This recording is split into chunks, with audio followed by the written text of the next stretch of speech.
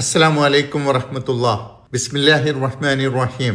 മലക്കുകൾ തങ്ങൾ വന്നതിൻ്റെ ഉദ്ദേശ്യം ലൂത്ത് നബിയോട് പറയുകയും ലൂത്ത് നബിയോടും വിശ്വാസികളോടും അന്ന് രാത്രിയിൽ തന്നെ നാട് വിടാൻ ആവശ്യപ്പെടുകയും ചെയ്ത കാര്യമാണ് കഴിഞ്ഞ ക്ലാസ്സിലെ ആയത്തുകളിൽ വിശദീകരിച്ചത്. അതോടൊപ്പം തൻ്റെ അതിഥികളായെത്തിയവരോട് മ്ലേച്ഛമായി പെരുമാറാൻ ആ നാട്ടുകാർ ഓടിയെത്തുമോ എന്ന ഭയവും ആശങ്കയും ലൂത്ത് നബിക്കുണ്ടായിരുന്നതായി കഴിഞ്ഞ ക്ലാസ്സിൽ പറഞ്ഞിരുന്നല്ലോ. അത് തന്നെ സംഭവിച്ചു. സുന്ദരന്മാരായ യുവാക്കൾ ലൂത്തിൻ്റെ വീട്ടിലെത്തിയിട്ടുണ്ട് എന്നറിഞ്ഞുകൊണ്ട് ആ നാട്ടുകാർ അവിടെ ഓടിയെത്തി. ആ സന്ദർഭത്തിൽ എൻ്റെ അതിഥികളെ അപമാനിക്കരുതെന്ന് ലൂത്ത് നബി അവരോട് അപേക്ഷിക്കുന്നതും അതിനോട് ധിക്കാരപൂർവം അവർ പ്രതികരിക്കുന്നതുമാണ് എന്ന് പഠിക്കുന്ന 67 മുതൽ 72 വരെയുള്ള ആയത്തുകളിൽ വിവരിക്കുന്നത്. വജാഅ അഹ്ലുൽ മദീനത്തി യസ്തബ്ശിറൂൻ. പട്ടണവാസികൾ സന്തോഷവാർത്ത അറിയിച്ചുകൊണ്ട് അവിടെ വന്നു.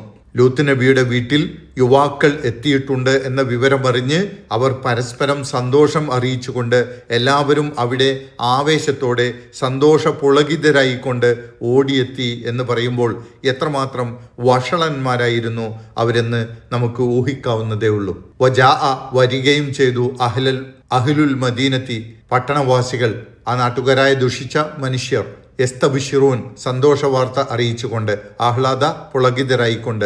ലൂത്ത് നബി തൻ്റെ അതിഥികളെ രക്ഷപ്പെടുത്താൻ ആഗ്രഹിച്ചിരുന്നെങ്കിലും അപ്പോഴേക്കും ആ ജനം അവിടെ ഓടിയെത്തി. കാല ലൂത്ത് നബി പറഞ്ഞു. നിസ്സഹായതയോടുകൂടി ആ ജനത്തോട് ലൂത്ത് നബി കേണപേക്ഷിച്ചു. ഇന്ന ഹാഉല ലൈഫി, ഇവരെൻ്റെ അതിഥികളാണ്, ഈ വന്നിട്ടുള്ളത് എൻ്റെ അതിഥികളാണ്. ഫലാ തഫ്ലഹൂനി, അതുകൊണ്ട് നിങ്ങൾ എന്നെ വഷളാക്കരുത്. വത്തഖുല്ലാഹ, നിങ്ങൾ അള്ളാഹുവിനെ സൂക്ഷിക്കുകയും ചെയ്യുക. വലാ തുഹ്സൂൻ, എന്നെ അപമാനിക്കുകയും ചെയ്യരുത്.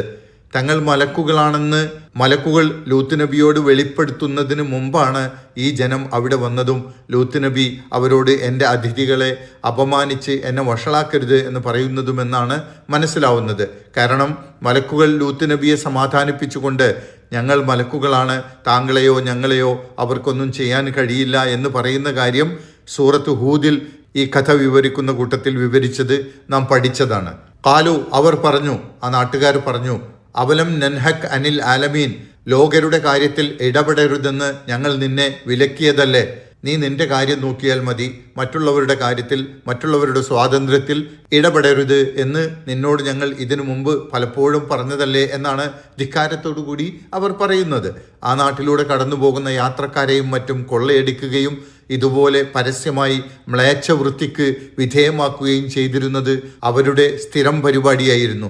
എന്നാൽ അവരുടെ ഉപദ്രവങ്ങളിൽ അകപ്പെടാതിരിക്കാൻ ലൂത്ത് നബി യാത്രക്കാരെയും മറ്റും സംരക്ഷിക്കാൻ ശ്രമിക്കാറുണ്ടായിരുന്നുവെന്നും ആ സമയത്ത് ഈ ധിക്കാരികൾ ലൂത്ത് നബിയെ താക്കീത് ചെയ്യാറുണ്ടായിരുന്നുവെന്നുമാണ് ഇതിൽ നിന്ന് മനസ്സിലാവുന്നത്. എന്താണ് അവരുടെ അവകാശവാദമെന്ന് നോക്കൂ. നീ എന്തിനാണ് മറ്റുള്ളവരുടെ സ്വാതന്ത്ര്യത്തിൽ കൈകടത്തുന്നത്? ഓരോരുത്തർക്കും എങ്ങനെയും ജീവിക്കാനുള്ള സ്വാതന്ത്ര്യം ഓരോരുത്തരുടെയും മൗലികാവകാശമല്ലേ? കേട്ടാൽ എത്ര ന്യായമാണ് എന്ന് പ്രത്യക്ഷത്തിൽ തോന്നുന്ന അവരുടെ ഈ വാദം തന്നെയാണ് ഇന്നത്തെ കാലത്തടക്കം ലിബറലിസത്തിൻ്റെ ആളുകൾ ന്യായീകരിച്ച് പറഞ്ഞു നടക്കുന്നത്. അതായത് സ്വാതന്ത്ര്യത്തിൻ്റെ പേരിൽ എന്ത് വഷളത്തരവും തിന്മയും സമൂഹത്തിൽ പരസ്യമായും രഹസ്യമായും ചെയ്യാനുള്ള സ്വാതന്ത്ര്യം. അതായത് മൗലികാവകാശത്തിൻ്റെ പേരും പറഞ്ഞ് എന്ത് വഷളത്തരവും തിന്മയും സമൂഹത്തിൽ പരസ്യമായും രഹസ്യമായും ചെയ്യാനുള്ള സ്വാതന്ത്ര്യം.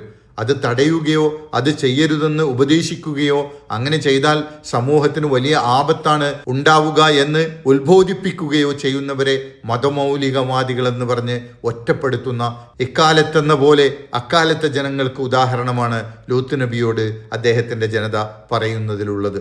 ഈ സന്ദർഭത്തിൽ അവരുടെ പ്രകൃതി വിരുദ്ധമായ ഈ മ്ലേച്ഛതയെ ആക്ഷേപിച്ചുകൊണ്ട് ലൂത്ത് നബി പറയുന്നു.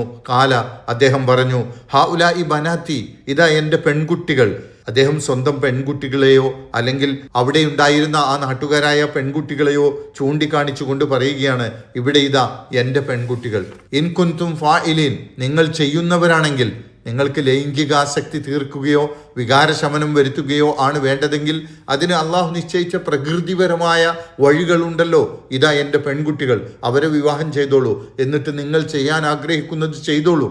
എന്നാൽ തിന്മയിൽ അത്യധികം ആപതിച്ചു പോയി മനസ്സാക്ഷി മരിച്ച ആ ജനത അദ്ദേഹം പറയുന്നതൊക്കെ തള്ളിക്കളഞ്ഞു. അതിനെക്കുറിച്ച് അള്ളാഹു സത്യം ചെയ്ത് പറയുകയാണ്, ല അമ്രുക ഇന്നഹും ലഫി സക്രതിഹിം യഅമഹൂൻ.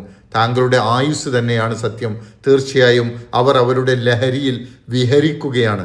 ഈ സംഭവം വിവരിക്കുന്നതിനിടയ്ക്ക് അള്ളാഹു ഇതിനെക്കുറിച്ച് സത്യം ചെയ്ത് പറയുകയാണ്, ല അമ്രുക, താങ്കളുടെ ആയുസ്സാണ്, താങ്കളുടെ ജീവനാണ് സത്യം എന്ന് അള്ളാഹു പറയുന്നത് ലൂത്ത് നബിയെ ഉദ്ദേശിച്ചാണോ, അതല്ല ഈ സംഭവം ഖുർആനിൽ വിവരിക്കുന്നതിനിടയിൽ മുഹമ്മദ് നബി സല്ലല്ലാഹു അലൈഹി വസല്ലമയോട് നബി സല്ലല്ലാഹു അലൈഹി വസല്ലമയെ കൊണ്ട് സത്യം ചെയ്തുകൊണ്ട് പറയുകയാണോ എന്നതിൽ വ്യത്യസ്ത അഭിപ്രായങ്ങളുണ്ട്.